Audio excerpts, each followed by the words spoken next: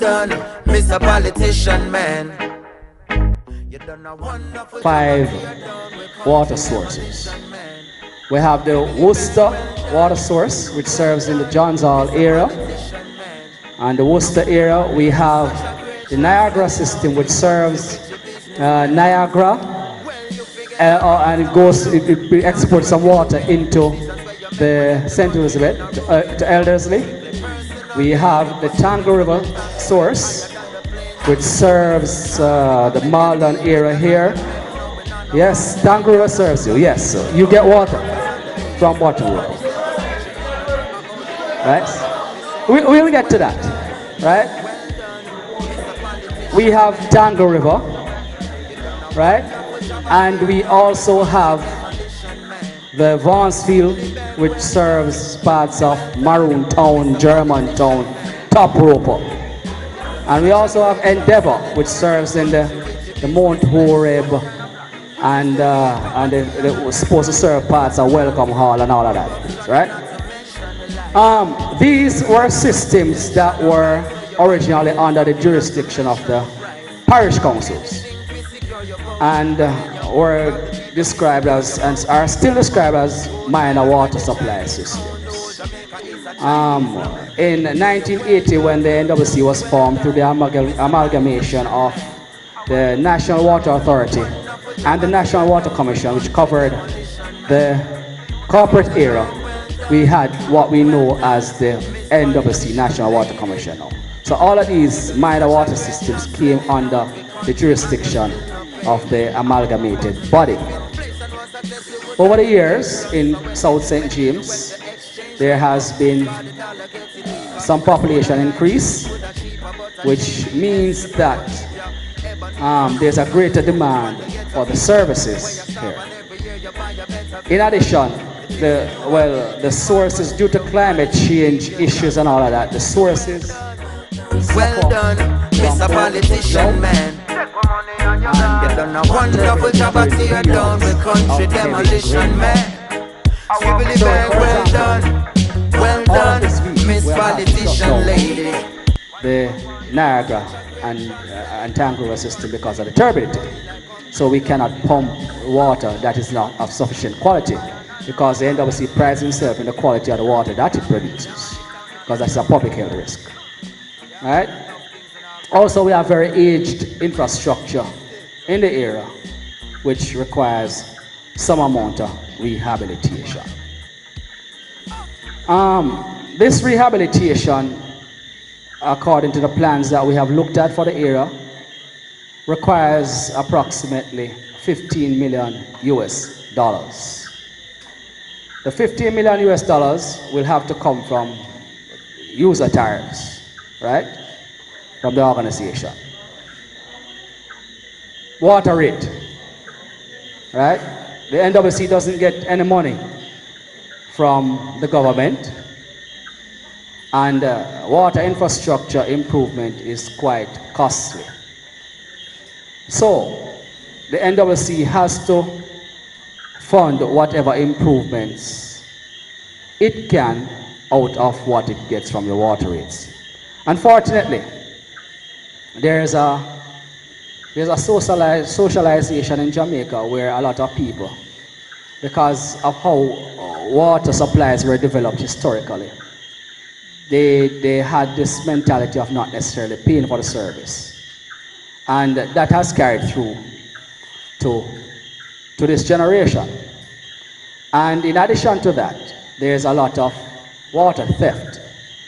Right, the NWC realizes that people do not get water all the time, but the NWC really would encourage people to pay for what they get. It cannot be a system where we supply the service and we do not get any returns. Because as I said, we fund improvements through the water rates, and if we don't get money, we really cannot provide money for improvements, or we cannot justify, right, improvements in an area, right? Because that would be really provision of social water. Now, under the new water sector policy, we know that water is a basic right. right? And access to water. And UN has set a target for everybody to have access to water. Access to water in that definition does not necessarily mean that everybody will have a pipe connection, a connection into your home. We know we all want to have that convenience.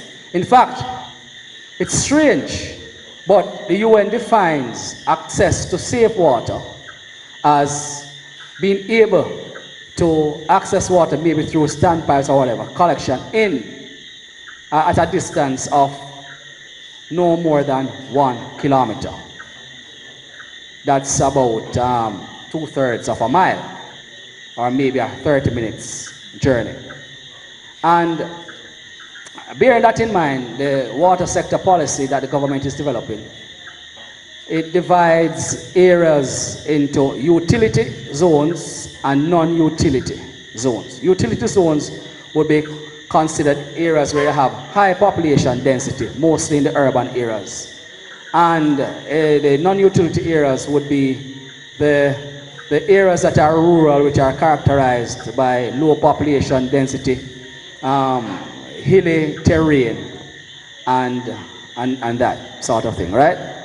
Now, for the non-utility areas, the model that is, it doesn't necessarily mean that you're going to get a piped water solution to the homes, but there are different modalities inclusive of rainwater harvesting, rainwater catchment, and a series of standpipes. So that could be an option. While there will be developed water sources, and some people will be able to have a pipe connection, not everybody will be able to be afforded that benefit. Right? So that is a model that is going to be adopted for rural areas like this, where water is finite, and if you don't have enough water sources, you cannot sufficiently supply the increase in demand. So therefore, there has to be different modalities to satisfy the demand and the need.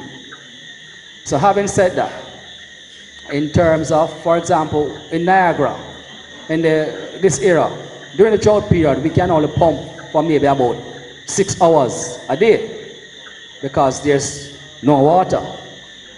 That reduced pumping time has an impact in that the lines need to become charged for everybody who needs to become served to get it. So because of that diminished pumping time, it means that people who are at the end of the distribution will not necessarily get water. And people, when the pumping is occurring, right? In the rainy season, once there's not a lot of turbidity, then the average pumping time, right, can go up to maybe 12 hours per day, continuous pumping, right? So there in the rainy season, people will have better access, right?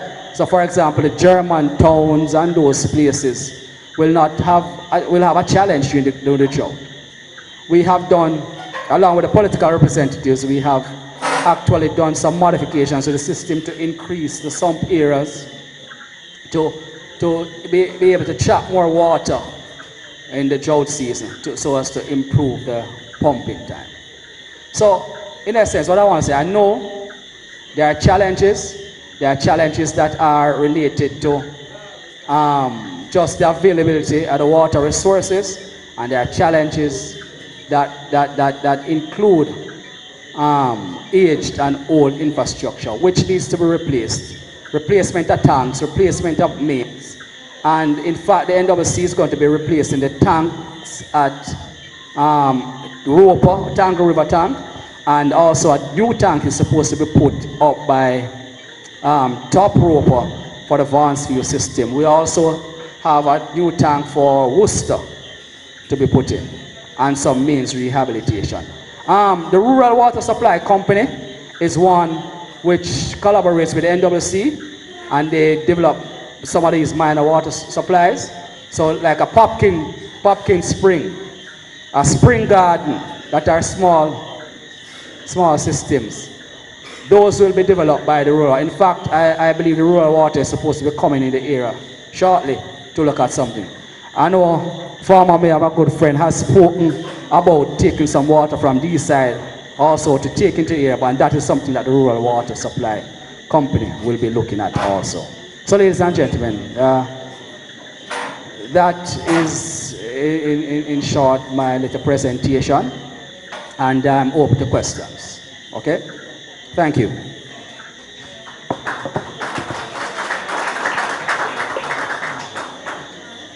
Thank you very much, Richard Magoo from the National Water Commission. I would like to welcome the persons who are just coming in. I know I started a stream of persons coming in a while ago. I'd like to welcome you. We have in our midst the former mayor, Maldon Harris. Mr. Harris, welcome. Yeah, man, enough things are go on, you know. We also, I beg your pardon. Yeah, man.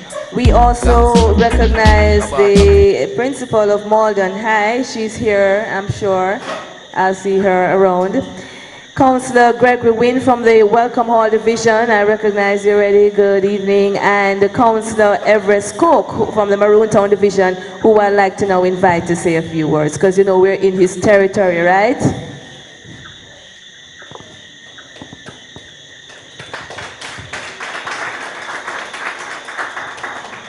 Madam Chairman, distinguished guests, fellow citizens, ladies and gentlemen, boys and girls, good evening.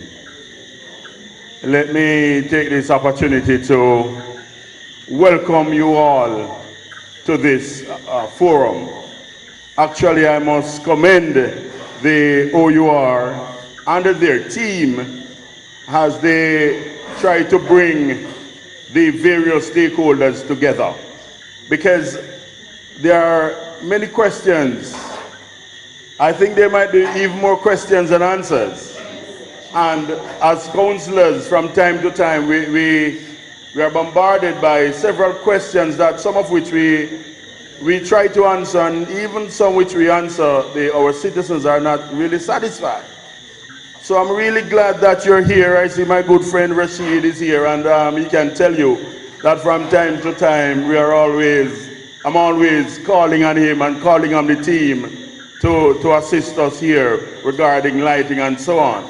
So I'm really happy for the opportunity that you have this evening, so that you can ask as many questions as you would like. What I would hope though is that let us not allow them to leave, and when they're going, they say, boy, I needed to ask this question and that question. This is the perfect opportunity for you, the citizens, to ask as many questions as possible. I want to welcome you all again to Upper St. James, and in particular the Summer region, and I want to wish for you a pleasant evening. Thank you very much, Councillor Cook, and it is a pleasure being in your area, Councillor, because I've never been to this part of St. James before, and it's really very nice. And I'm hearing, what's that noise I'm hearing? Because I kind of want to turn it down. Crickets? You sure it's just crickets? It's not frogs? It's not toad? It's toad and cricket. Don't former mayor? Councillor? Huh? It's a mix. I can do the cricket. The other one, I don't even like to see a picture. So Councillor Cook spoke about address Rashid Anderson a while ago, and I'm like, Rashid now, he's the parish manager for St. James and Hanover. I'm sure you know Rashid, right? Well, after today, I'm sure he'll no longer be a stranger to you, because he seems very, very involved in the parishes that he serves. So I'd like to invite the parish manager for St. James and Hanover, Rashid Anderson from the JPS, to come and address you. Can we welcome him? Thank you very much, Madam Moderator, Mrs. Marsh. I'd like to acknowledge my fellow colleagues at the head table. Former Mayor of Montego Bay, Sir Harris, Councillor Cook, Councillor Wint, the media, and of course my superstars, can stand up, Kenny Pinson, Operations Manager for St. James, and Natisha McKay, our customer care representative for the Bay West office. And of course, a pleasant good evening to you citizens, residents, Maldon and surrounding areas. So, whenever we go to different community meetings, I sincerely Deputy Director General for the OUR and his team, hard-working team. So whenever we go to the communities, my friend Dr. Megu, we always say, all right, who is going to field more of the questions tonight or this evening? Because it's normally NWC and JPS, yes? I'm glad we have Digicel and Flow here as well to help answer some of your questions that you may have. But I'm going to be very, very brief and to the point. Let me talk about something that I know affects all of you first, and that is the street light. Everybody affected by street light, right? Very good. Now I will attest to the fact that Councillor Cook really called me regularly. He advocates heavily on your behalf in terms of getting street light here. I will touch 1 and 2 times. And even the previous dispensation, Mr. Harris pressured me every single time. Maroon Town, Rashid, Vaughansfield, housing scheme, all these places, pressure, right? I will get to it. Not as how we would like to, but we get to it. But I have good news, because I can't come up here without good news, you know. The good news is that we are going to be changing out every single street light in the entire Jamaica. No, not today. But the process has started. And it's not just changing out, we're changing out to the nice, pretty LED street lights, right? So the government will see savings because it uses less energy, and also it is better for your eye, your visibility. So for those persons who have problems with the eye, the LED light is much better. So we will be changing out approximately 105,000 across the island, and this year alone we're changing out 25,000. So you will hear much more about that program that's going to get underway around July. So in the next month or so, you'll hear a lot more about that. So that is for street light. Notwithstanding, we know we have some repairs to do and we continue to do repairs, and I'm pretty sure some of the questions will come for street light. So I'm preempting it from now and letting you know that we will be working in the area, if not tomorrow, by next week, Kenny has promised. So that is street light repair. Another issue that I know for a fact that this area is plagued with is the service, the disruption that you continue to get. We know the things. Now, all right, let me just put things in context. Now, the line that feeds up to this section, it starts all the way in Bowl, right by the JPS plant right here. That's where that's where it is. And if you even just drive, the driving distance, not even to mention the walking distance, if those of you who traverse this area and go into the town, it's very far. Suffice to say that the line that feeds you guys is one of the longest lines, power lines that we have in Jamaica. Now, you know what happened? Now, the line is so long. And where are you? You guys, we are at the tail, at the end. Still very important, but you're at the end of this line. Now, what happened is that any single problem on the line from here, go all the way back down. Springmount, Kemshot, Johns Hall, Fairfield, Granville, well not Granville, but Fairfield section going down. Tucker, all these areas, if there's a problem there, and the quarry section, I must tell you, right at Johns Hall, that area go out. This one, I get calls every day, all night, for Johns Hall area. And the quarry, we had a situation where the quarry, the cable are actually low, and every time they go, they tug on them or it hook, and then it causes a disruption. And it also will, as Mrs. Marsh mentioned, it is lovely up here, and part of the beauty of here, of this side, is the trees. Yes? The beautiful trees that we have all around. And the bamboo, nice bamboo that we have. And although we love them, because it's part of Jamaica rich heritage, they're a nuisance for the power line. As soon as the wind blow and they touch, out. But again, good news. I can't come here without good news. Good news. So, we have had a team that has been working to help trim the areas on the lines that they can trim while it is energized for about the last month and a half or so. We actually have a planned outage And I'm giving you notice from now before you get the official notice that in mid-May, we'll be taking out the entire line. Almost, how much thousand? 14,000 customers? Close to that? In order to maintain, we need to change some poles, some of the things they may say leaning and all of that. We need to do some serious work. So we plan to do that around mid-May. So that's week after next.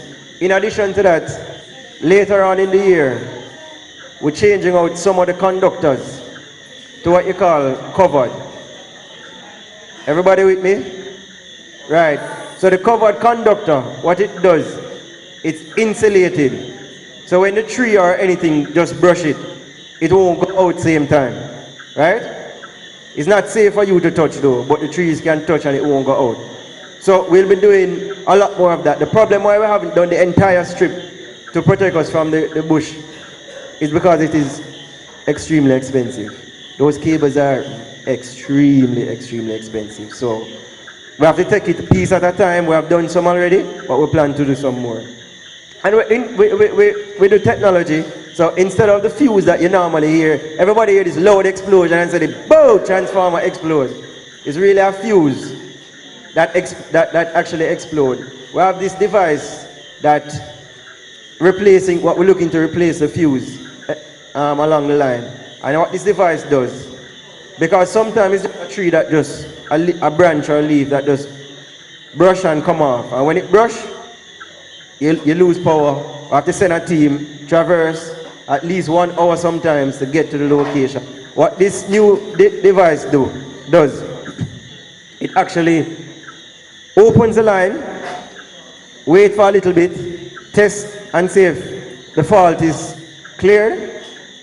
If it's not there, the fault has been removed, it stays. If it is there, it will open again. It will do this for at least 3 times before it actually fails. Because what we realize is that majority of the faults that you get are what we call intermittent. They just happen just for a little time and then they're gone. Sometimes even lightning strikes, stuff like that. So we have those things coming specifically for this area. And just to wrap up, I could not leave here without talking about something that's close to me, close to us, and should be close to everybody. And that is the illegal connections that are up here. I'm driving up here and I can tell you, you see them like cobweb all over the place. And it makes it extremely difficult for us to serve. Persons will throw up. And when they use it, they use much more than persons who are actually paying. And then it overload our circuit and cause it to damage. And then we have to come out and change transformer, change conductors, these type of things.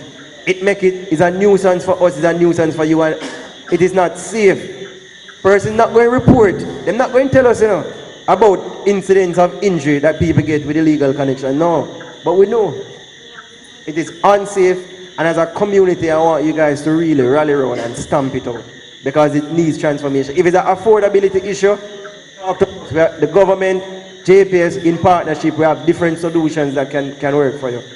But the thief in light thing not going to work. And that is it for me. Very simple, very quick. And I will entertain the questions after. So thank you. Thank you very much. Rashid Anderson is the parish manager for St. James and Hanover. So you heard from water, you heard from light, you heard the NWC says access to water does not necessarily mean water in your pipes. You knew that before? If you have access to it within a community setting, then they also consider that as you're having access to water, perhaps through a standpipe area. You also heard them talk about the fact that they really don't get any money from government to operate, so they rely on the rates that you pay them through your bills. However, there's a high incidence of persons not paying their bills, right? So we need to tackle that as well. And then you hear the promises of new tanks that are coming in to your communities at various sections. So you need to hold them accountable. All right, ladies and gentlemen. JPS talk about changing out the street lights to all LED.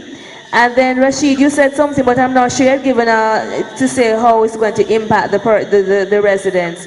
You're doing maintenance mid-May, so you're going to take out the lines. But will they be without power? And if so, for how many hours? For the entire day. 9 to 5. So it's a day thing. So I'm sure you'll inform them more about it so they're prepared and so on. So they know they mustn't get up in the morning to iron clothes or plan to come home if you don't come back in time and iron clothes and things like that, right? So from water and electricity, we move to the telecom sector, and I invite the head of public relations at Digicel, Elon Parkinson, to talk with you about his company. Thank you very much, Liz. Good evening, everyone. And I must say, hearty congratulations to the Office of Utilities Regulation for holding a series such as Parish Connections, because what it does is that it brings you a lot closer to your utility services provider, and it also takes the providers to you in a way that you don't ordinarily expect it. We're all here today. We're all here to serve you and to ensure that your concerns are dealt with. The Digicel story, 16 years serving you now and keeping you connected. Certainly in parts of rural Jamaica, the service was very much welcomed. St. James gave a lot of love to Digicel. We understand it and we know why. You really wanted to keep connected with the rest of Jamaica and indeed the world. And for 16 years, we've had that partnership going. And how have we been able to maintain that partnership? From a technology standpoint, right here in St. James, we have 74 cell sites serving the communities here, right? They're providing rural and urban areas with 4G LTE services in terms of data, and of course voice service on all of the sites. So we plan to grow the data footprint right across all the sites here in St. James very soon, and I'll be telling you about those plans a little bit more.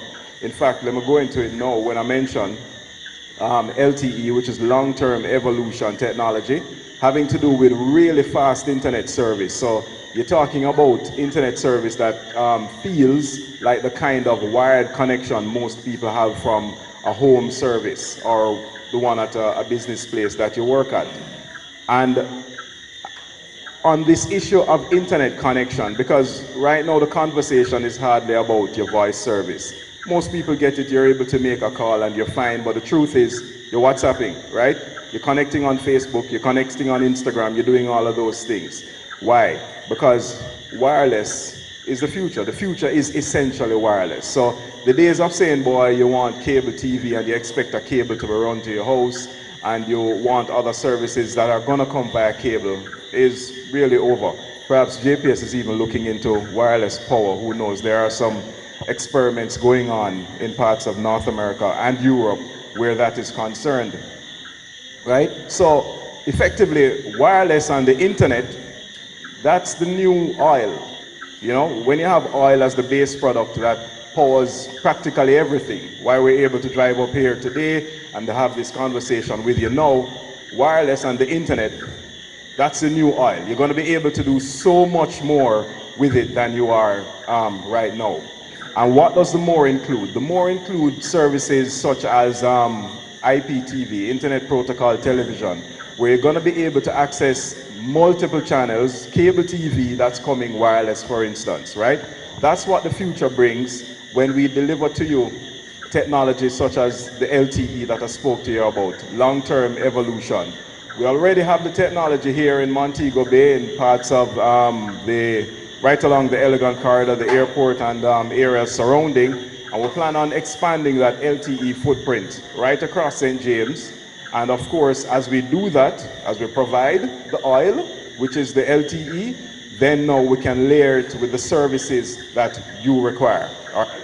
And in this day and age with the internet the way it is, quite frankly, you can provision your own services. The truth is, you've heard about Netflix, right? Where people are already doing cable their way. They're already doing digital TV their way. So that's the potential you're going to have when we make network investments, right, which we promised to do and have begun doing already. We started in May of last year, in fact, May 19th, when we introduced LTE here in Montego Bay and all of Kingston and St. Andrew.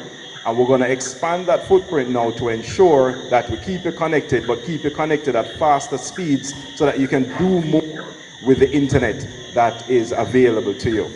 All right, so when we upgrade St. James, right, we're aware of some challenges in the following areas already. They include Cambridge, Hopeton, Mount Horeb, Norwood, sections of Rose Hall, where you have some issues connecting, right? So it's going to take care of that as well. With me tonight, we have our RF manager, who is Bjorn Reynolds. He's seated at the back, and he'll be talking some more a little bit later on in the question and answer segment about how we plan on expanding your connectivity here. He's also, with him is Duval Baker, another RF engineer, and we have Simone Griffiths, our retail customer experience manager, who will deal with some other issues that, that you have with us, including this one, wireless broadband services.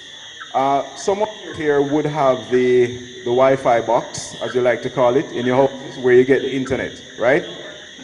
And thank you, right. So you do have some issues with connecting to the service here, and we're going to be addressing why you're having those issues. And as I mentioned earlier, we're doing the technology upgrade for areas such as this, where you're going to be able to connect at much faster speeds and get a reliable, consistent experience, right?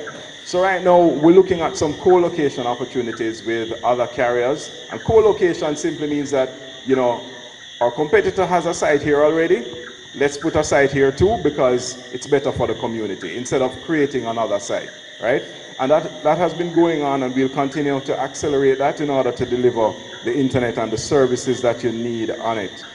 So one of the things now we have to deal with, and it's a hard conversation, but the truth is we always have to make mention of it in a function such as this. And it's that while we struggle, and I use the word struggle deliberately because when it comes on to theft, that's precisely what we do. We're struggling, right? Dealing with theft at the cell sites that serve you is a major distraction for us, right? The JPS spoke earlier about the theft of electricity, NWC2, siphoning off the water, right? We have an issue here in the parish with the theft of the batteries and the oil from our cell sites. I was speaking to a brethren over there earlier on before we started out, and he acknowledged that, yeah, the man them thief the oil from the cell site, right? So when the JPS power goes down and the backup power kicks in, but then it can't kick in for too long, why? Because, you know, the man them thief a good portion of the oil, right? It affects your service, right? And now, this is not just affecting your ability to simply say hello to a friend on WhatsApp or call your employer to say you're coming in late, right? This could mean somebody up here is very sick, you need to make a call out for the health services, an ambulance or whatever, or just to get some first aid advice, and you can't get it. Why? Because some selfish person decided to either steal the backup battery or steal the oil from the cell sites, right? So what we're asking you to do is to help us. Be our eyes and ears, right? And when I say us, I mean right across the industry, right? Because this is not something that is particular to Digicel or to Flow. It's right across, right? So you help us. Be our eyes and ears. You know where the cell sites are located. You know, they're not hidden. I mean, some of them are up, there are top hills, you can see what's going on, right? Unidentified vehicles, people who have not identified themselves going up and down, give the police a call and let them know, right? One of the things we encourage you to do as well is to download the Stay Alert app, right? It's an amazing app, right, that puts you in touch with the police over the internet, right? It's free to use on Digicel, free to download, free to use. You don't have to have a data plan to use it. Download the app, right, so that you can even use that to report the activity taking place around you, right? So not necessarily restricted to what happens with the cell sites, but certainly for your own safety as well. So I have to deal with a thorny issue, right, that concerns missing credit, right? Spoke with a couple of friends here before we started out, and I had to clarify a number of issues. Number one thing dealing with missing credit, having to do, especially in this data environment, because you acknowledge that before this wasn't the case, but of course with smartphones coming in the way they are now, you know, the challenge of measuring data and properly acknowledging and understanding your consumption is one that is real, right? So the number one issue affecting how your credit goes is that you're using the internet without a data plan, right? So once you go for the pay-as-you-go rate, which is a higher rate than, say, being an in-plan rate, what's going to happen is that your credit is going to move a lot faster than it used to, right? So you didn't buy a data plan, but you're connecting to the internet. And truly, the feel of being connected to the internet is great. You're able to do a lot of things. But the truth is, you need to also structure that connection by purchasing a data plan. So you've purchased a data plan, but your credit's still missing. Let's get to that then. That's because you've left your mobile data on, and the smartphone, in its wisdom, because again, it's a smartphone, finds the mobile signal, right, and continues to access the service, right? Don't know if any of you have ever used a Wi-Fi connection at a friend's house. You leave the friend's house, and a week later you go back. Do you have to go back in to attach to the Wi-Fi? No, it's kind of like that. All right? So just understand the connection to be just like that. All right? And once you do, you'll be able to appreciate how mobile internet works. Now, I should also tell you, because I hear this all the time, boy, you know, I only went on the internet for 5 minutes and the data done. And yesterday we did the same thing, we go up on the internet for 5 minutes and it never done. Una rob me. No. Right? No two data sessions are the same. Right? So you went on the internet yesterday for 5 minutes, and what could have happened is that a bunch of friends WhatsApp you and send you a video, especially when a video goes viral. You have 10 people sending you a WhatsApp message with the same video, right? That's eating into your data. It's crazy, right? You could have had a situation where, you know, you are uploading photos because you're at a wedding and you shared all of that yesterday, and you did it for 5 minutes. And today, you have not much to do. Right? You're just at home chilling. Hi, how you doing? You cool? Yeah, man. All right, we'll meet up later? Sure. What time? That kind of thing. That kind of activity hardly burns any data. But you do it for 5 minutes just the same. You see the difference with the data sessions, right? So what you should just understand is that data is not measured like minutes. And I understand we're coming from a voice environment where, you know, a minute is a minute, 60 seconds. It doesn't change. Therefore, if we tell you that, well, the call rate is $1 a minute, what it means is that if you speak for 30 seconds on the phone, 50 cents for the call, right? Data doesn't work like that, right? My 1 minute of data can be different from your 1 minute of data because, again, it comes down to what you have been doing. It comes down to your activity. And not only your activity, but the other activities that have been happening in your phone concerning the apps that automatically update themselves, right? Because that's what apps do. In order to keep them current, in order to keep them connected to the things that you want to do, the apps have to update themselves. They're not going to ask you. They're going to go ahead and update because, again, the phone is smart. I encourage you, read your phone manual and also go into your settings and set your data limit so that at least it can warn you when you're coming close to it, all right? So we have some new plans and offers as well, you know, that you can use to, of course, access more data and get better value. We have the Pick 3 plans that were launched recently, and we also launched a new base rate for you to just have a simple value, $5.49, to call USA, Canada, fixed lines in the UK, Spain, Hong Kong, if you know anybody down that side, and any local number. Again, any local number. So you can take advantage of that, as well as the more credit offer where you top up with $200 or more, direct top up, and we give you 25% more free. That sounds like you just get your tax back, right? So you have those offers that are now available, and you can make good use of it. So while you're making good use of our services, we're also here in Montego Bay over the past 14 years when the foundation was launched, doing what we can to improve the education experience for a lot of kids here, especially those with special needs. So we've spent about $200 million over the past 14 years here in St. James, building institutions and building up the capacity of these institutions. You know the NAS Learning Center out by Rose Hall on the approach road when you're coming into St. James? So we built that a couple of years ago. I think it was 2012, Mayor, thereabouts, right?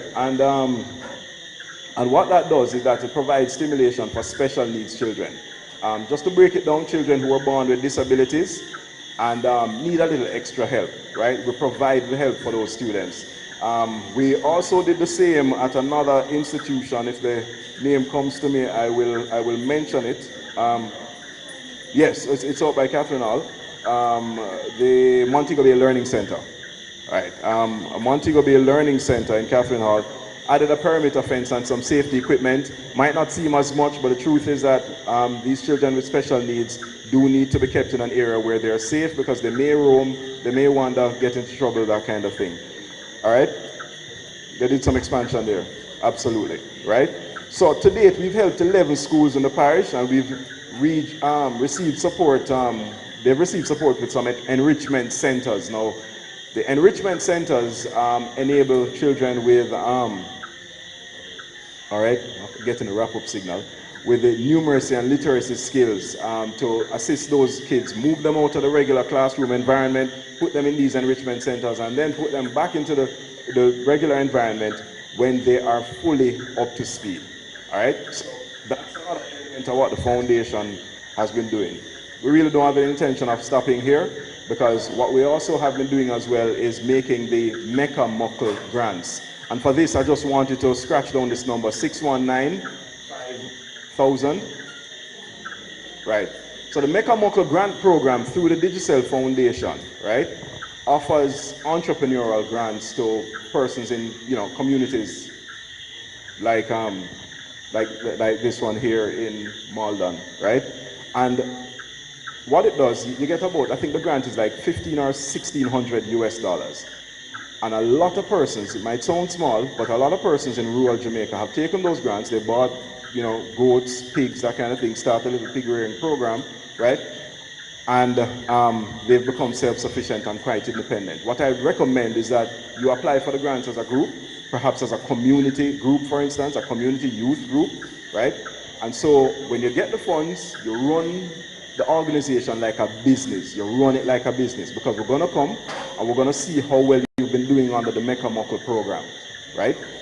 So it's very important, if you think that you have an active community youth group that could benefit from the Mecca Muckle grant, please give us a call at the Digicel Foundation, or you could send me an email, check me after.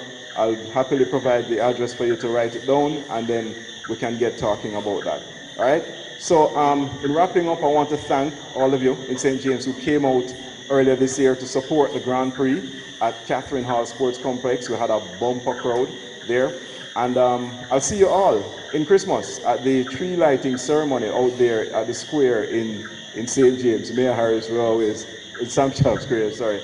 And in the meantime, you can meet us on social media, Facebook, Instagram, and Twitter, and let's continue the conversation there. Thanks again. Thank you very much, Elon. So Elon Parkinson. Did you take down that number? 619-5000. I did a little calculation, and it's about $200,000. And I think that's a nice little change that can start a little project, right?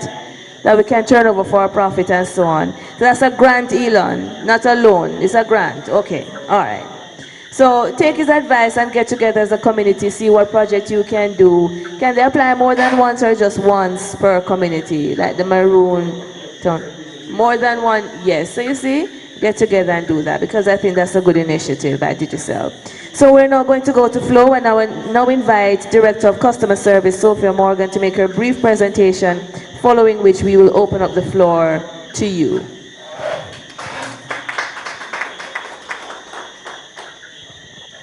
Thank you, Liz.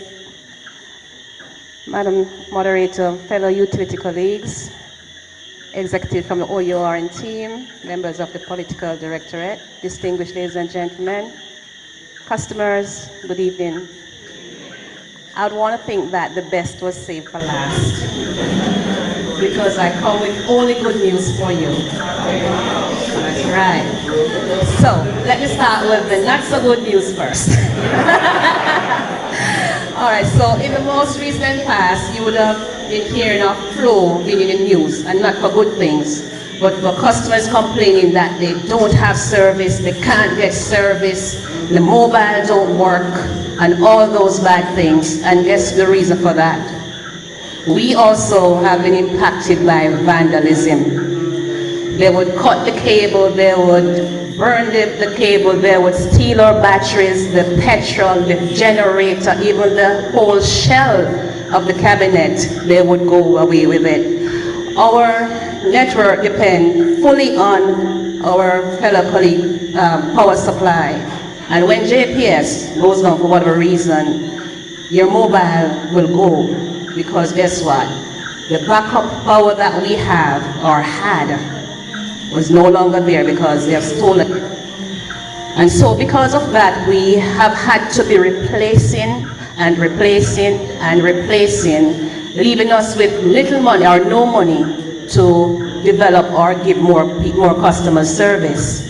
And so we were very happy when the ban on copper export was announced earlier this year.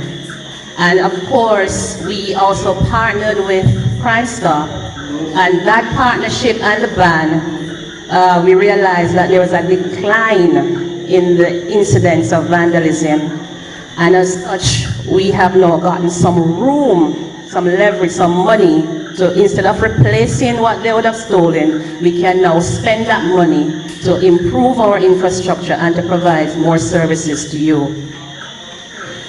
Whilst I was driving up here, I was making sure that I check the mobile service.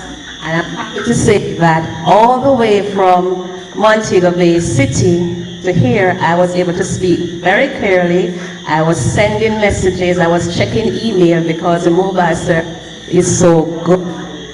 And I'm happy to say, not because it is so good, that we're going to forget you. We're going to make it better. And so we will be rolling out all the LTE infrastructure that our competitor mentioned earlier, because what we realize also is that customers will talk, but then guess what? Your heads are down most of the time, texting, sending picture.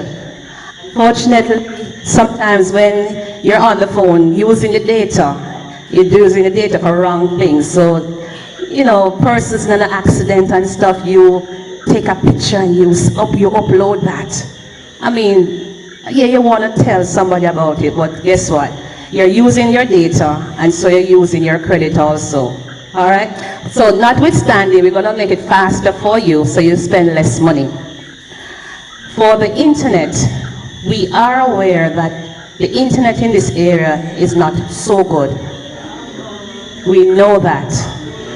And because we're going to be investing over 11.5 billion Jamaican dollars this year to upgrade our infrastructure, yes,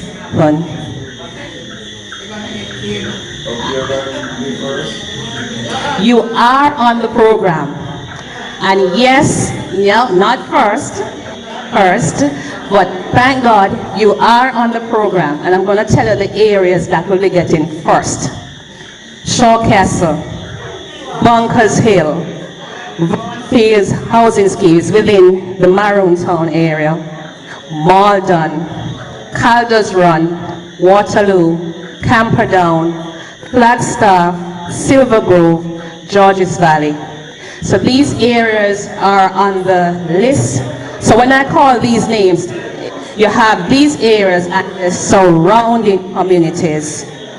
And what we'll be doing, we'll be improving your internet service. So not only you're going to see fast internet, you'll be able to get your cable TV over the internet. So what we're doing, we're using new infrastructure to augment the existing infrastructure that we have. So you'll be getting voice, internet, and TV over the infrastructure that we're putting in. Isn't that good news? And all that's going to happen this year, 2017. If you don't hear your area mentioned on this list now, remember all the areas at the same time. So once we get the areas that are the serving points for other areas in, then we can go off these particular areas to go into the nook and cranny, so to speak. All right? But notwithstanding, for areas that you have heavy vegetation and that probably the infrastructure can't reach there, we have the Digicel wireless service. When you put your phone on wireless, do you see a signal called Super Wi-Fi? You don't see that? some persons see that. We also will be enhancing that infrastructure, because where you can't get the physical fiber in your home, you will be able to get the wireless internet, and that also will keep you in touch. Persons would have been complaining about the contact center, they can't get through. Okay, but I'm sure that is something of the past. I'm very sure, because we have enhanced the contact center more so since last year, but more so this year. We are fully staffed with 350 agents and who are Jamaican, because we provided that employment. And we are taking all the calls in Jamaica, except when there's, the outages, and the calls are going to go up. Persons in Trinidad would help to answer those calls. But sometimes when you call the contact center, you really don't need to be waiting to speak to an agent. When you dial the contact center, there are self-help options. You can top up your own phone. You can check your bill balances. You can pay a bill. You can check, see if your area is impacted by an outage. So there's things you can do when you simply dial 100 from a Flow mobile or a Flow service. If you're going to use my competitor's service, then there's going to be a charge for you to get through to us. All right? So, when you call 100 from your Flow service, please try not to wait for an agent, because there are some options that you can help yourselves. Our foundation has been very active in the St. James area also, and for persons in this area, do you have a public primary school in this area? Several public primary schools. Okay, so good news. Flow Foundation provides free internet into public primary schools. So if you have your public primary school here that does not have internet, you need to give me the information at the end of this session, and can come and investigate and ensure that you can get that in place. We have just provided 5 scholarships to students from the flanker community. Of course, we sponsor the program, the Open Heart Charity Mission for the Homeless. So we feed these people, and it's something that the foundation does. And coming up shortly, or in progress, we'll be providing training for members of the St. James Police Youth Club. And this training will happen at Herbert Morrison High School. So if you have members in the community who are part of the St. James Police Youth Club, we will be conducting some training, and I encourage our political directorate to probably find the young men in their areas and have them go. We can get more information to you after. We also set up a homework center with free Wi-Fi at the Police Youth Club. In closing, ladies and gentlemen, I know time is running and it's your time. We just want to say thank you for your loyalty, thank you for your support, because without you, there will be no us. And we want to thank you for coming this evening, and also thank the OUR for allowing us this privilege to speak with you. Thank you very much. Sophia Morgan is the Director for Customer Service at Flow. So Flow talks about, there's a common vein that's running through all the utility companies' presentation this evening. What is that? Theft. I'm so glad you recognize, because all of them are impacted in a major way by theft, and we can play our part in that, please, because when theft is reduced, then it benefits us, the consumers. Also talked about plans to improve internet access in your communities this year. So they're not saying some distant time in the future, they're saying this year, because access to internet is very, very important. It's a mainstay now, right? It's very important, so we want to ensure that that happens to everybody. Everybody really should have access to the internet. And of course, they say that they have now brought back home their call center. When you call, you're not going to hear a Jamaican sounding voice, because they have 350 call center agents ready to assist you. So it's your time now. We invite you to take the mic, which is towards the back. Try and keep your questions short and tight. There are some very personal issues to your account that you want to know why maybe you are disconnected or your service. We have agents from all the utility companies in the audience, so I ask you to recognize them as well. So I'm just going to ask the Digicel agents and the Flow agents are easy to identify because they're at the back at their desks. The JPS personnel, just raise your hand, so if it is that you want to go and talk with the JPS personnel. Do we have NWC personnel in the audience? And we have an NWC lady here as well, so if it is that you want to go to her as well and have a one-on-one conversation, please do so. So without further ado, I open up the floor for you to ask your questions. The mic is at the back. I ask you to just keep it one question per person so that we can get as many in as possible. Pardon me? Well, we ask you to keep it tight because you just have to look at how many persons are behind you who need to get an opportunity. So like now it's just Mr. Harris, and he has a long sheet, but I'm sure. Thank you very much. Yes. Let me commend the OUR as well and acknowledge the different utility companies that have taken the time out to be here. The first thing I want to say is that Digicel now Flow, then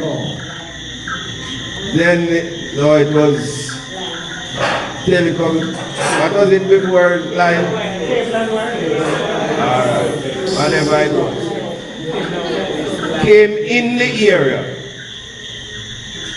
established cell sites, and in establishing the cell sites, they damaged a road.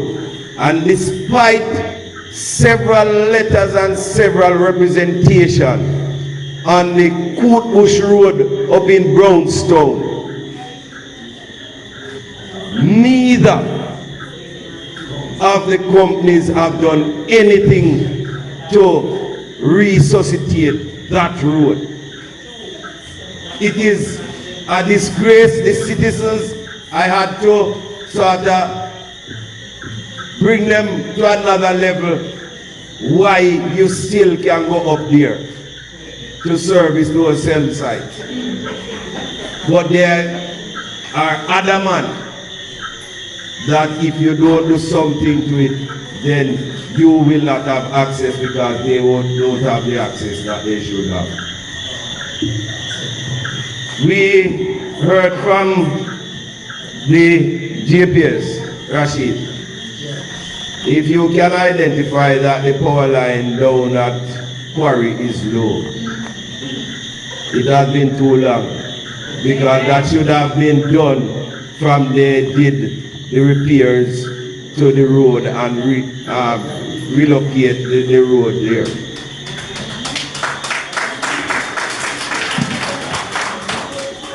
Thank you, Mr. Harris. I will allow Flo to address. I just want to say something more to Flo.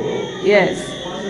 Why is it that when you call the Flo customer service or you go to the Flo office, that people are treated with such disregard and you have no customer service at all? And Mr. Harris, that's a recent occurrence? That's a recent occurrence? Okay. All right, thank you for that, Mr. Harris. Let me first apologize for any experience that you or our other customers have had, because it is our aim to provide the best customer service ever. And so, if at any time it's not the best service, we need to know, because we are at the point where we are holding each person accountable.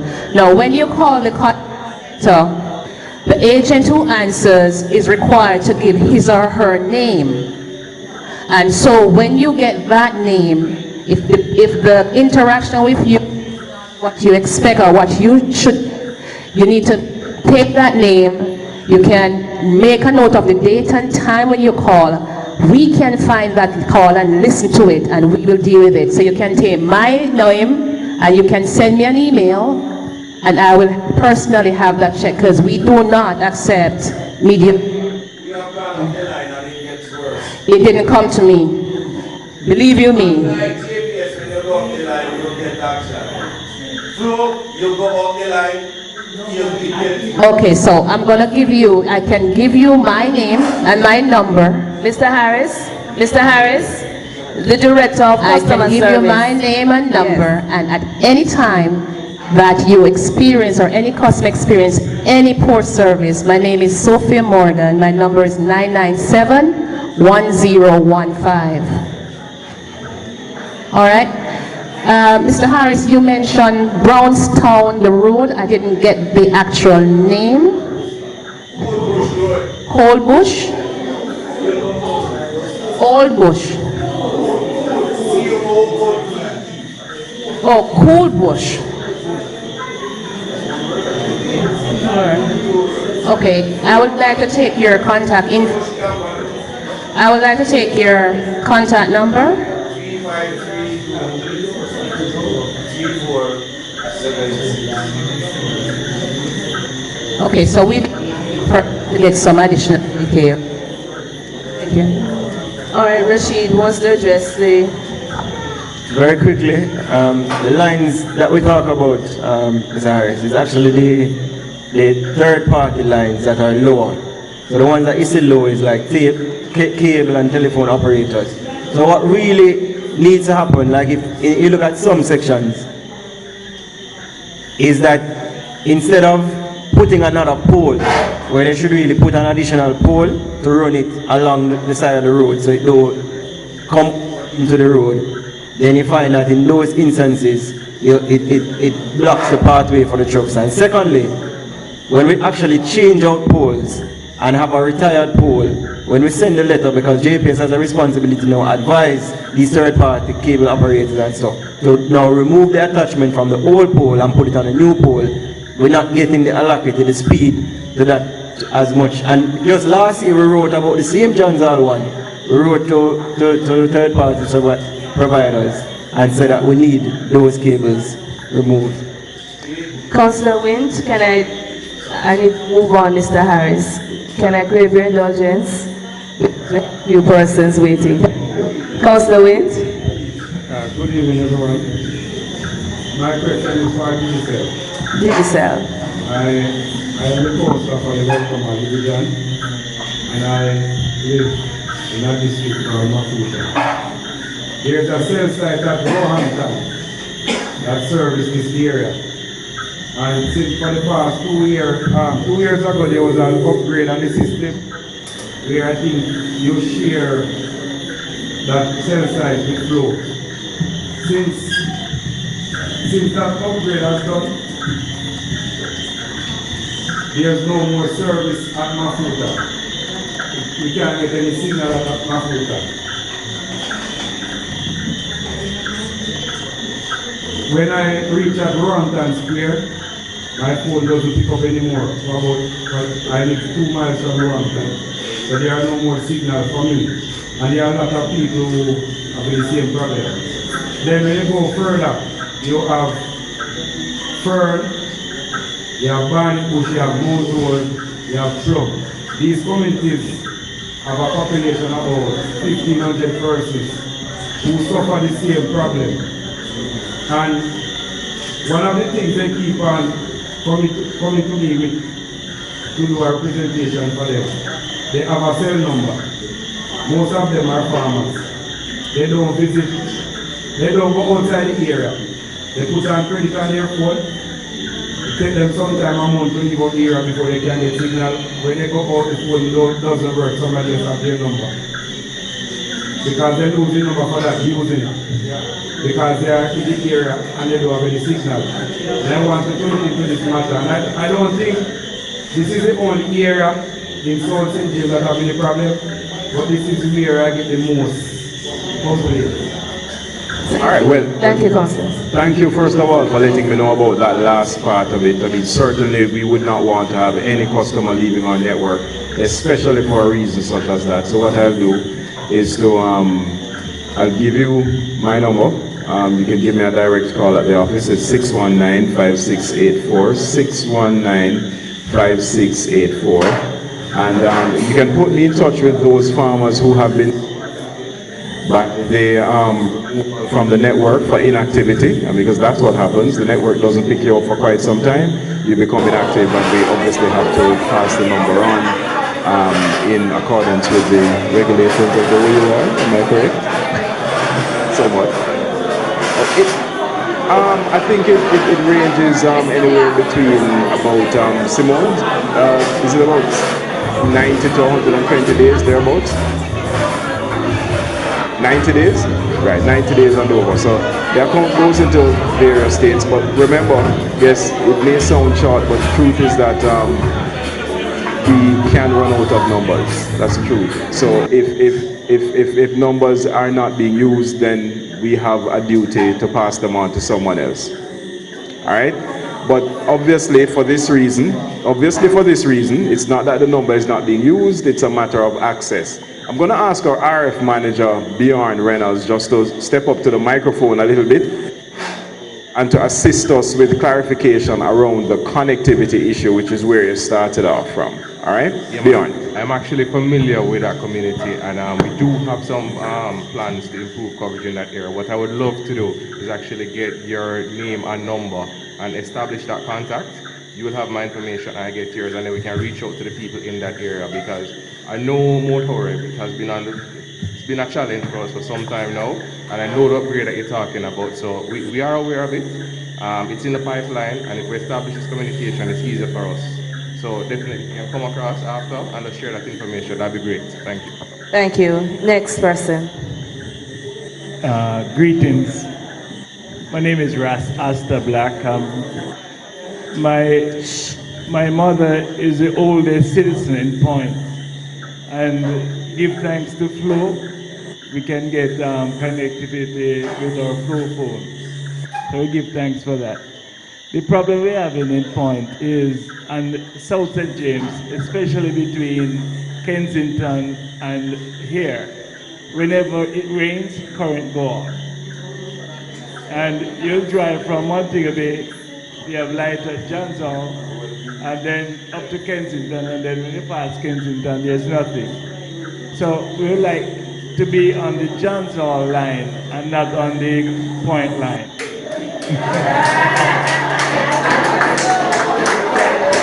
Okay. So your question is to JPS? Yes. All right, thanks, Mr. Black. Yes. And then the Water Commission. It would be nice if we can get some water to steal, because there's no water at all in the area. It don't make sense to talk about water, because so you really need access to water. Yeah. That Dr. Megu spoke about. He spoke about access. So you really need the access in Point. Yeah, we have when I talk to Water Commission in Kingston, they say our MP is not making representation. So I don't know if that's a problem. All right, so Mr. Black, please allow JPS then NWC to address those very important issues that you have. Thank you. Ever since I leave Cornwall College, there's no water in this area, so okay. I'd like to dig it up. Thank you. Thank you for your question, Mr. Black. And I believe we will actually look into the changing of the Janza.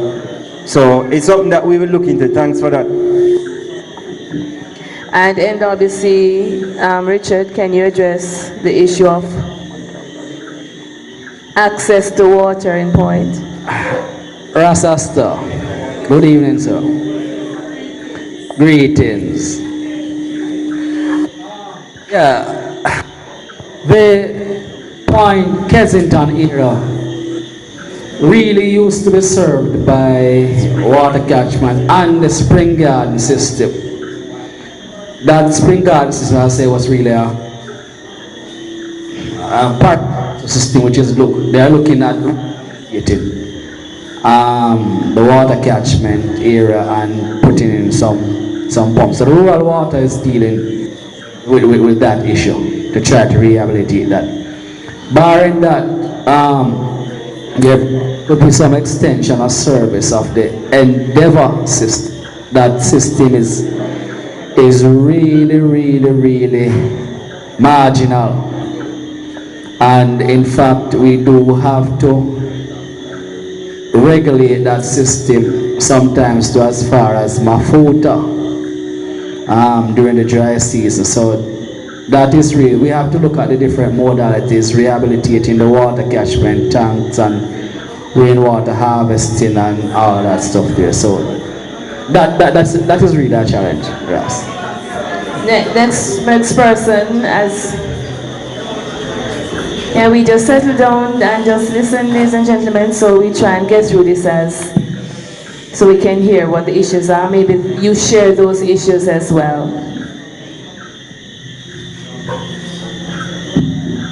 All right, my concern is for JPS. Astor Black made mention of the fact that whenever it rains, our light go out. I heard also very clearly that we have very long lines, and because we're at the end of the line, we often have problems. Now my issue is, I know that sometimes the power will go out, but I am very concerned, especially now that it is CNC time, why it is that the light has to go out for so long. When I say long, I have been here numerous times, 13 hours, 6 hours, very long time all day, the light goes out. For the past 4 days, every single night, there has been no light whatsoever. We are very tired of this, and I'm so happy. I often talk about how happy we are about for the sun and the moon and the stars, because that is our light up here at the PD Valley that flies. So we would want to know what is happening regarding that. Thank you. All right. Very passionate. I really empathize, because it's not that we don't want to give you the service, believe me, because we want to collect money too. And it's a challenge that we have, and I admit it first and foremost, that especially in the last probably 2 to 3 weeks in that time, because I do get the calls from, trust me, you guys call me. So I do get the calls all overnight, right? And the team, this operations manager don't sleep, because I call him 12:30, 1 o'clock, 2 o'clock, sending a team out here. And one of the challenges that we have is, as you say, when the rain falls, we have to wait until the rain subsides. That's one. No. I hear what you're saying. And what we're doing, the answer for me is really not getting out more teams faster. What I want to do for you is to fix it so that I don't even have a team out here. So with that said, the planned outage that we have in May will significantly help that. The devices that we're installing going to help that as well. So I'm saying by the end of June, because by the end of June, you won't get the turnaround that you expect. But based, I understand. I understand. I understand. And everybody, so don't. What I'm saying is that the long and short of it is that we are working non-stop on that line for the past 4 to 8 weeks. We're working non-stop from the line. But what I'm saying to you is that it is going to take time. It not happen right overnight, but we are working, and we can show tangible things working on the line night and day. That is what we're doing to fix the problem fundamentally. We're so sorry, man, that you won't be able to get it in time for your CSEC and so on. But JPS, from what they're saying, they're trying to... That's not the point. Go ahead, ma'am. What they're saying, it can't be that we are so sorry. These children's future future are at risk, so it can't be Yes. It has to be an alternative that we will hear today. Because Yes. when exam starts and children need to print their document, we're not even going to talk about studying at night, but printing their documents for IT and EBPM. Where are they going to get power from? So it can't be, it has to be that we are given an alternative to say we are working on the room, but we will try not to have it disrupt the school system. It can't be, Mr. Anderson. It can't be.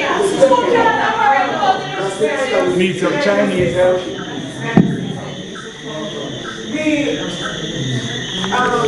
Use the mic. Use the mic, Empress. Use the mic. Yeah, use the mic.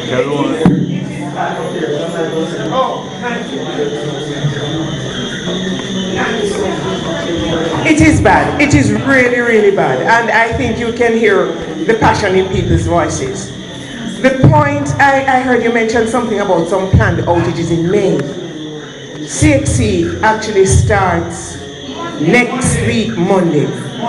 I want to find out from the JPS what assurance can we get that on a day when my students are doing IT, EDPM, these things that depend on the electricity, that it will just up and go. You know what people said to me this evening when they were asked to come out? They said they wanted the light to go away when you're up here. And I'm being honest.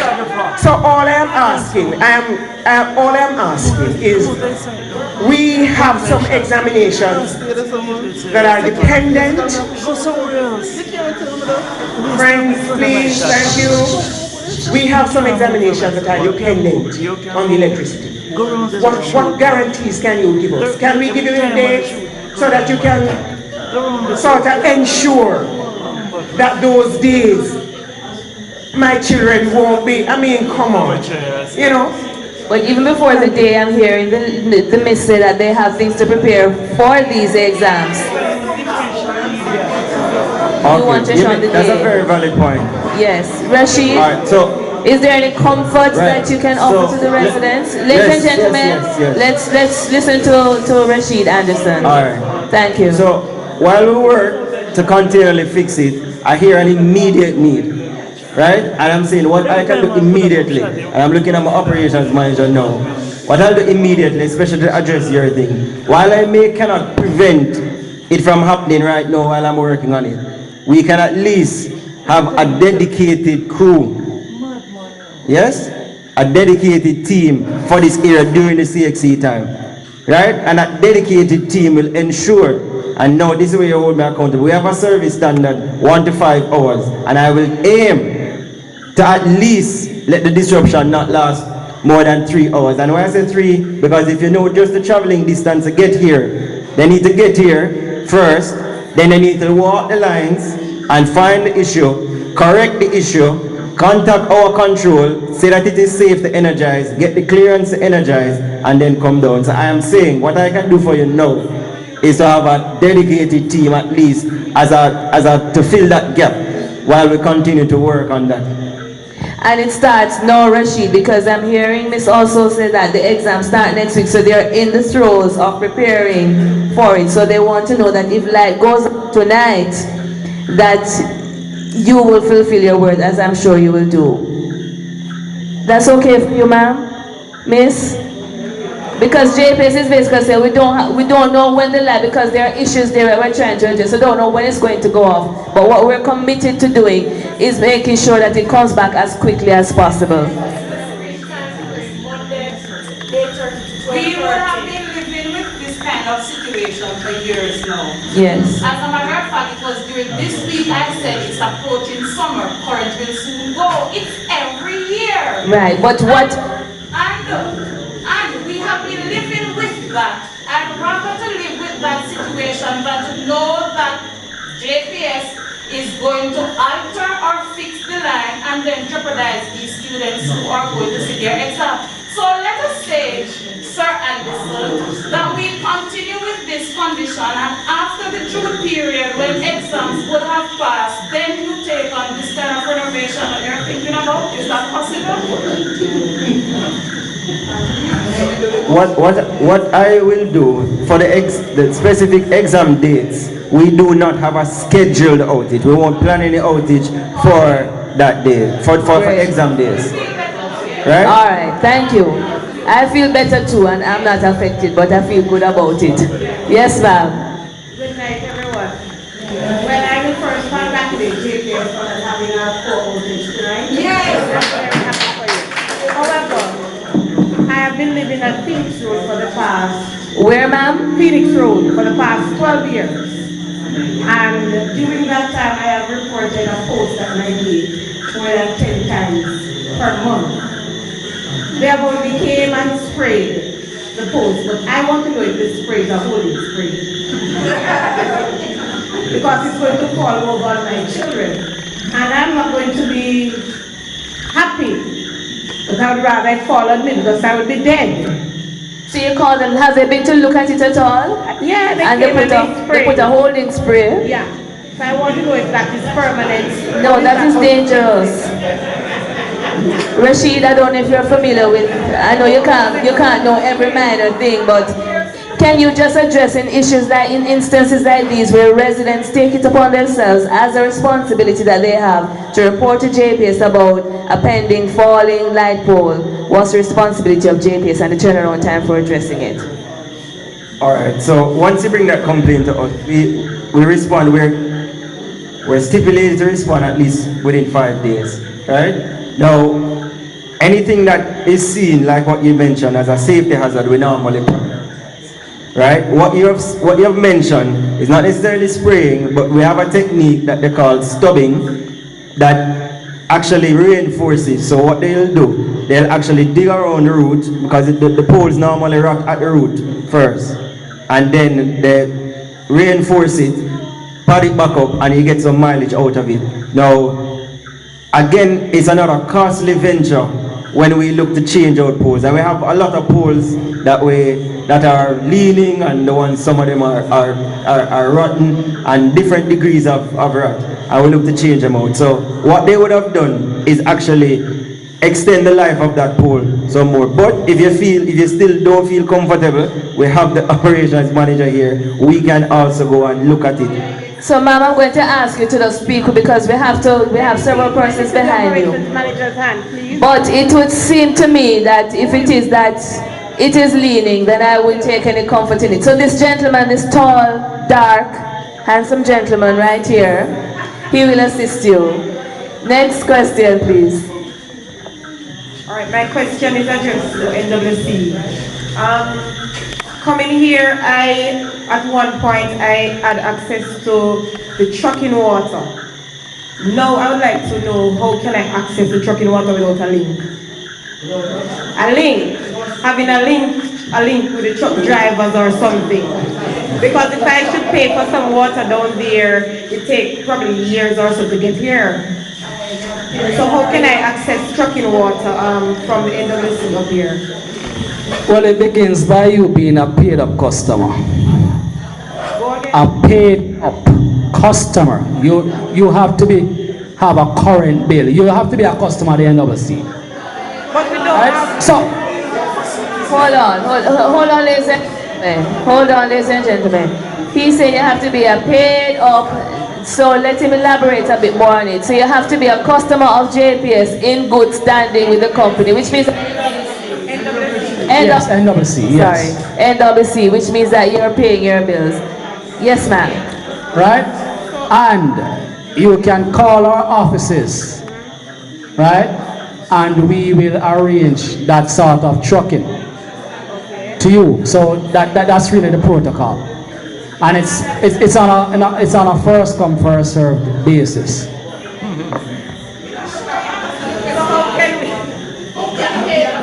Continue. No, let me hear what you see. This lady brave enough to go to the mic. You want to sit down and then. All right. Next question. The pumpkin plant. Yes. How do I know if it is treated or whatever? Because I've been hearing rumors about the pumpkin water, and that's the only water that I would have access to in my area then to use. NWC doesn't operate a pumpkin spring. They are not responsible for it's it. a parish council operated source. Although the parish council typically puts NWC signs there, and all their treatment methods, a lot of these we don't treat them. That parish council's responsibility. Next question. Well, Councillor Cook, you wanted to quickly address that? Okay, just regarding the pumpkin water, it is always treated. And the parish or the municipal corporation ensures that the persons who are designated to treat this water, they would come down to the corporation for training to ensure that they understand and know the right amount of treatment for the particular spring. But it is always treated. Taking my last two questions. Yes, ma'am. This question goes to Mr. NWC. Yes, ma'am. I am not sure if I am dense or what, but how do you classify a pay-up customer when you don't have the service available? So I'm not sure you understood the question. She was asking. She don't have no water at all. She don't have no pipeline. And she want to buy some water for NWC. How she go about buying the water? And that me think she asked, but it's all like the answer you give. Well, that wasn't clear. If you need to purchase some water from the NWC, you'd have to go to the office to purchase. We really don't offer that type of service. Our trucking service is really to our customers. From time to time we do offer to people who are not customers, but there's a rapid response unit. It's that type of service. It's located at the NWC book office. They are in the Ministry of Water, but they are not an NWC operated company. So you would have to go to the rapid response office at the book office in Mobile. You just coupons from there and they will facilitate your request. Alright, Miss, well, she's not paying attention to me. I was going to ask you to talk more with the NWC rep. She's right here if you have more questions. Okay. Yes, ma'am. This is my last question. Good evening. Hold on. Oh, there are persons at the back. Oh, I did. But you go already. You don't want to give the gentleman a chance. Yeah, but we have two persons who didn't get a chance. I'm going to ask you to yield to them for me. Yes, ma'am. Yes, good evening. Can't hear you at all because the talking and then the microphone is a bit low. It's not on at all, but shout. I am with Commonwealth Cable. And I wanted to know if the OUR didn't know that was the main cable service in this area. Hold up the mic, miss. Because, okay. I am with Commonwealth Cable, and I've been having problems all the time. Just like electricity, it goes quite frequently. Even when you pay your bills, they still disconnect you. And when you call, they just tell you they're sorry, we forgot to upgrade the system and stuff like that. And we are not satisfied with it. Another thing, they said they did some upgrading some time ago, and they charge us for the box that we rent. We have to buy the box, pay for the box to rent it. They were installing new boxes, and I had to pay again for the new box. I went to OUR, I called OUR, and what you guys told me was, we didn't sign an agreement, both me and Commonwealth Cable, so basically they can do what they want with us. And I am not satisfied, because I believe that you should regulate them. If it is that we need to sign contracts, you should put those things in place. What do you mean we should put those things in place? You're asking me for a contract. They were asking if I signed a contract with Commonwealth Cable. No, I did not sign a contract. They offer a service. Basically, they... Commonwealth Cable? The only cable service in the community. The only cable service in the community, okay, cable and internet. So you're asking us about cable service? What I see is that they can do whatever they want. Is it in relation to your cable service that you're asking? And internet. Okay, so you know we don't regulate cable. It is the broadcasting commission, but the internet, right? Internet as well. Yes, we do regulate the internet service, right? And it is the same box then, the cable and internet box. Right. Right, and basically they can do whatever they want with us, and when we go to OUR, we are asked if we have any contract, and I'm not pleased with that. But you don't have any signed agreement with them? Put that in place. What do you mean we need to put? Because the contract is between the company and the client. Right. And No, there are no contracts. there is no regulation. I'm not sure that we regulate Cornwall cable in terms of internet service. I will find out more about it for you. In fact, I'm going to ask Shara. Can you call Shara at the back for me? Shara, can you take her information? But the other issue that you raised, ma'am, Shara is one of our customer service representatives at OUR. She's right beside you. So she's going to take your details and we're going to find out a bit more. All right, so as it relates to the cable aspect, we encourage her to contact the Broadcasting Commission as it relates to cable. Right. For that aspect. Right. But the other aspect regarding you say you would have paid your bill. I'm going to assume again this is the internet portion, and they came and they disconnect. No, they do it from the office. They disconnected the service from the office, right?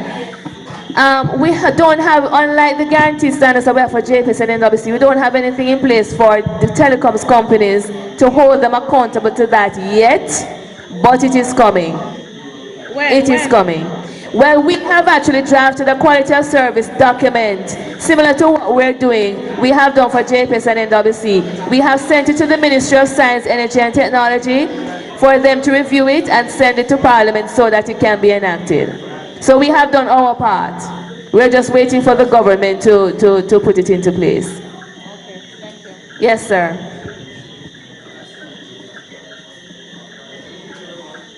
Good evening. Good evening, everyone. Good evening. My question is really to the National Water Commission. I actually heard he made a wonderful speech up there about the different water sites and the different locations. Let me see a show of hands of all the persons who are paying customers inside this room with NWC now. None of us. It therefore means that, and let me see all the persons who are willing to, if they had made some facilities, pay for the water. Wow. Right. So that's the whole issue that we're having here. We are willing to become customers, but you have not made the service available to us so that we can have this be done. So we're now asking you to look on your whole plan to see if you can actually make something available to the entire community that we can have the service of the water. Thank you. Thank you, sir. Point taken, sir. And as I said, where it is possible hydraulically, we can do that. But if the water resource cannot extend, to that area, it would not make sense for us to run pipes or provide water. So as I said, there are different modalities, but your point is will cut in plans. Yes, sir. Yes, sir. Good evening, everybody. Good evening. Mr. Water Commission, trust me, you sit down with scant regard. Water is serious business. Before tonight, sir, our member of parliament, councillors on both sides, has been to your office, probably before you were serving, for the same water issue up here. Everybody inside here can assure to that who attend our meetings. And to date, we don't have any water. Earlier in your delivery, you mentioned water tank for Vansville area. But this is the entire South St. James we're talking about. So a tank cannot work. We need a dam, sir. And I've said it to the political representative before, and you are here now. Sir, we can do a dam up by Europa. And if we do a dam up by Europa, we have skilled tradesmen here. We can think about sweat equity. Persons working probably 5 work days, we work 3 days we get paid, and there are 2 sweat equity. We can seek some funding and get a dam up here, and it can tie with the Great River water, so that during the dry time we can supply other places and such like. That is my thinking over the years. We need a dam up here. So you can think about a dam, a tank for Vansville. You understand me? Come on. What happened to Summerhill, Maldon, Point, Spring Garden, Kensington, Tangle River? We need a dam. Up by Astor, we have a water source there. Right? And last week I was learning from Mr. Wade that we have a source down by somewhere down by Shark Castle end there. So we need a dam, sir. And I want you to take it serious. I saw you laughing. This is serious thing. God bless the river that we have over there so that this school could suffice from the water source we have there. You understand? All right. And believe me, yes, sir. You can't be there laughing and me see DR beside him. So water, serious business. Sir, I'm laughing because, sir. Richard, 1 second. Let's allow Richard Mego to address. We do understand your passion, sir. We do understand the need for water because it is a basic need. But with respect to the tank, only provide tanks for the source where we have source that is operating. So we cannot put tanks where we don't have sources nor pipelines. So as I said, different things that we can explore in terms of water catchment and all of that stuff. There are companies, I said the Rural Water Supply Company, those sort of issues. In terms of the Great River system, it would not be, that is not really a viable solution because there are no pipelines from Great River to come up here. That is a very big capital investment. And the return on investment, we never have money, right, to recoup those costs.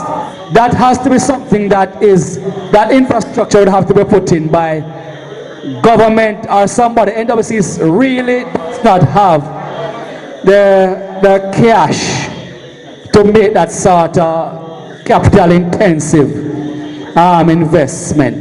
There are a lot of times that people see water and they overestimate the ability of that water to serve the area. A lot of studies have to be done to determine the flows, determine how the seasons affect that hydraulic regime and all of that. So studies have to be done with regard to all of that, and all of that can be done that has to be done in a holistic way.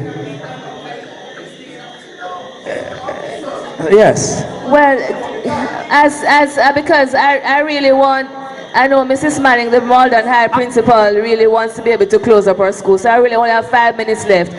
But we don't always have, ladies and gentlemen, if I could just ask, ladies and gentlemen, we don't always have, Mr. Magoo, customers who, we have been in communities where we know the theft is rampant, right? In this community, they seem like honest, hardworking people who say, hey, we're willing to pay for the water. But I understand the NWC's difficulty in terms of major infrastructure. However, you have put several options on the table, which I really hope will be explored, so that the residents can actually get water in their pipes. So I really, really hope it will work out. Yes, ma'am. Yes.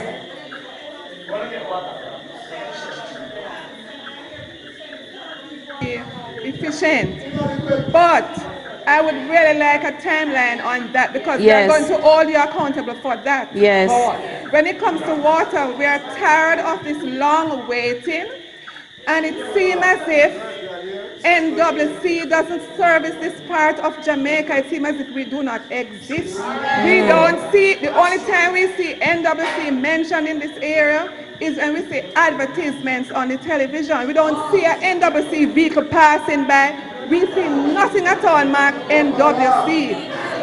So, sir, they feel abandoned, Richard. That's what they're saying. I don't want you to leave here and leave us hanging. Yes. Just like that. Yes. I want you to give us a timeline, whether it is coming 10 years down the road or 6 months down the road. We all know your name now, and we are going to hold you accountable to that. Richard? Are you going to respond? Yes, ma'am, I will respond. And I'll respond this way. There are some things that are hydraulically impossible. First, you have to have the water. If you don't have the water, you cannot supply the water. And that's the challenge. We don't have. Hold on, ladies and gentlemen. We don't have sufficient water. I am not going to make promises that are not realistic. I will not tell you, okay, we are going to supply water to the area when we cannot supply the water to the area. We have to have water sources that are able to sustain. And that is why I'm saying there are different modalities, or different options that are going to have to be explored, inclusive of water, rainwater catchment facilities, right, and water harvesting facilities. So what you're saying is... And those are not the purview of the NWC. Who then? Who then? The water catchments are the purview of the municipal corporations and company. Oh, so you should not be the person here this evening then? Mr. Megu, respectfully, ladies and gentlemen. Before Councillor speaks, I really have to make this the last comment because I really have to allow the school to close for the night to prepare for tomorrow. I'm sure you can understand. So this dialogue can take place after this meeting. I'm not hearing. Mr. Megu, respectfully, what Ms. Thompson... Colleagues, I'd love to hear what they're saying. You have alluded to the fact that there will be a tank place at bottom roper and also one at top roper. I think she's asking for a timeline when that will be in place. I believe that will be done within the next year to 2 years because the tanks have to be up. No, I know why you didn't want to answer my question. That was simply the answer I was looking for. How long will we have to wait? And I said anywhere between a year to 2 years. I guess. Okay.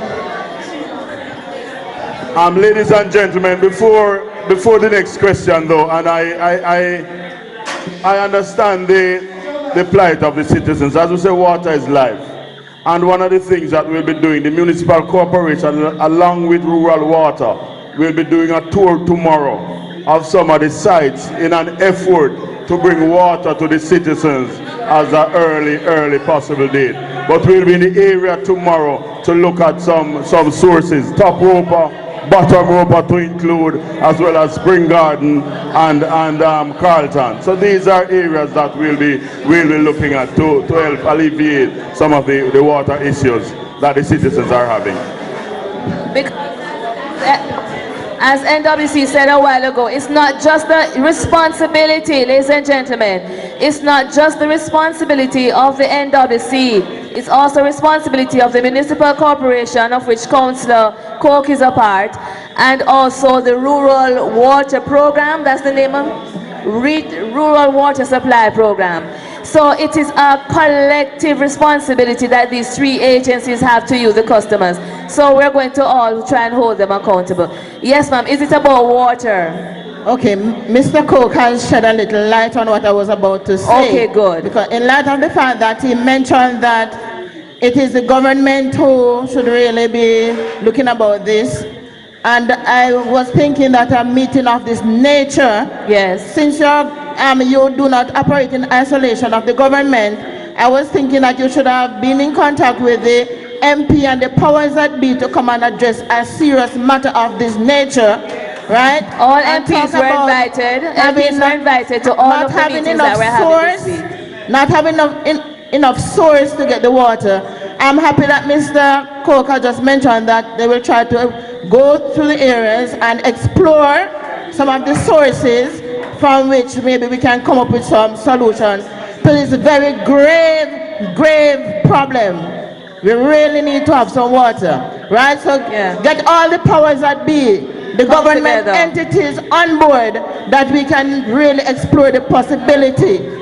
And not just the possibility, just to get some water. We need it. We need it wholeheartedly. So the two very, very serious issues in this area, water and light.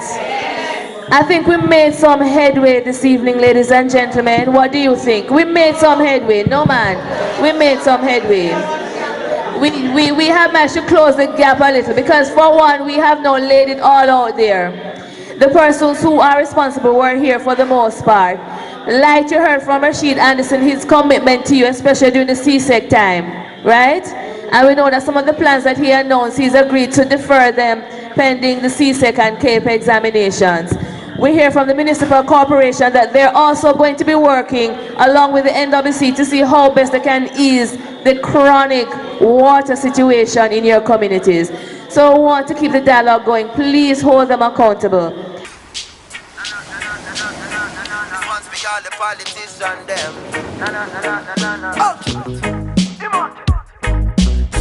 In your face, them a smile up. Behind your back of money, them a pile up. Try to start your business and them quick for spoil up. Hey, well done, Mr. Politician Man. You done a wonderful job at tear down with country demolition, man. Sibbly bang, well done, Mr. Politician Man. You done such a great job selling out with country with your business plan. Well, you forget a round of applause. We're scared of you.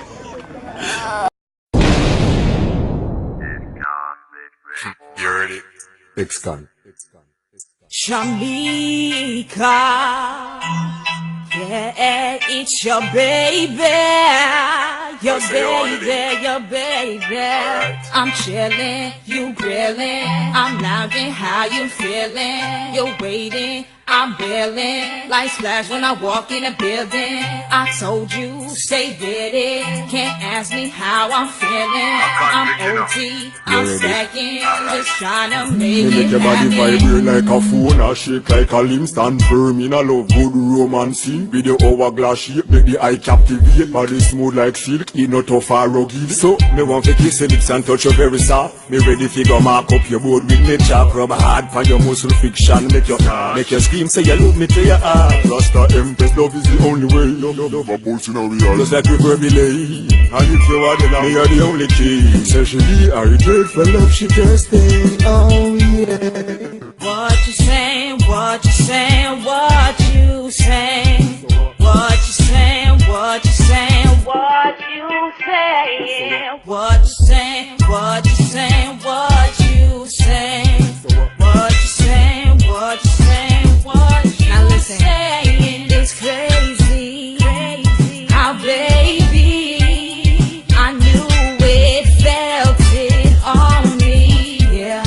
You never believe me, but now you know it's on me. What you say, I'm listening. You never had this feeling. It's okay, I'm with it. No matter how I did it, I'm here now. Let's kick it, and we can cruise the city and make 1 or 50.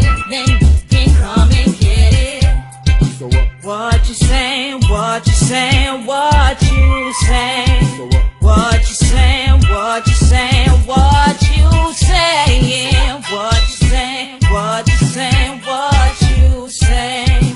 What you saying? What you saying? What you saying? What you saying? What you saying? What you saying? What you saying? What you saying? What you saying?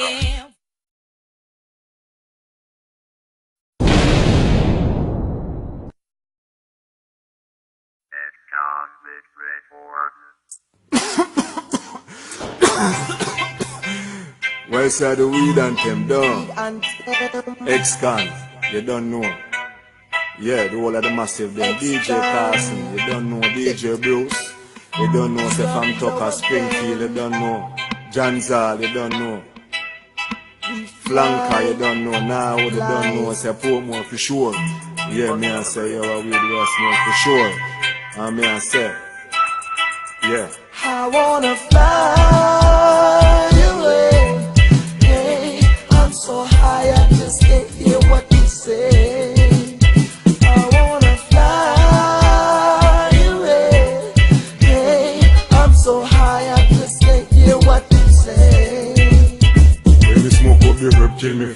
far in a space like NASA astronaut. No man fi bun crap, X can I cannot. When chest plate a wheel split long like lungs put I like a knot.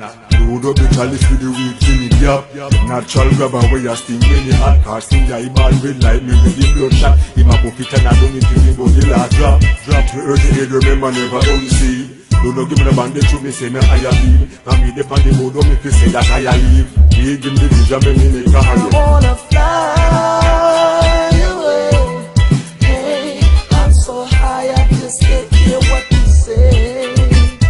I wanna fly away.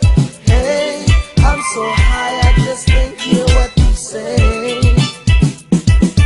Cigarette smoking that me no want. Bruce never buy weed but him still a bigger jar. Watch it up, them a come bow, them a set a law. When he say eat them nose, now them a look a draw. Weed cut off me break like a boat panasa. Many eye them a spin like a chain panasa. Man trust and turn over and a laugh ha. Through the brown chocolate purpose come in the car.